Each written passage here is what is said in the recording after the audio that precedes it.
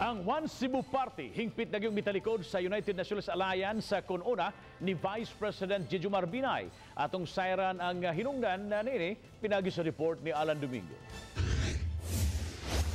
Nagkayusa ang pamilyang Garcia nga mo'y haligi sa One Cebu Party pagpahibalo sa desisyon sa partido pagkalas sa United Nationalist Alliance kununa.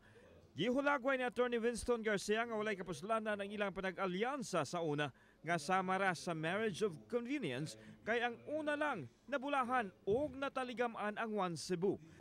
One Cebu entered into an alliance with UNA in the belief that it will be a partnership of equals.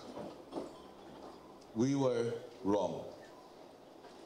UNA treated One Cebu like Imperial Manila treats the rest of the Philippines. Gibutyag sa One Cebu nga mangampanya ang una sa kalungsuran apan dili mo pahibalo sa lokal nga kandidato sa Sugbo.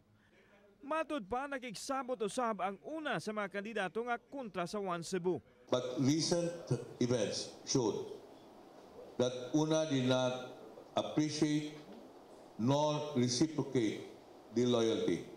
Samtang, gipatinaw ni kanhi Governor Gwen Garcia nga suportado niya ang desisyon sa One Cebu apan dili siya mobiya sa partido sa una diin siya nahisakop. I stand with the rest of the leaders of One Cebu in the decision to rescind the coalition with UNA.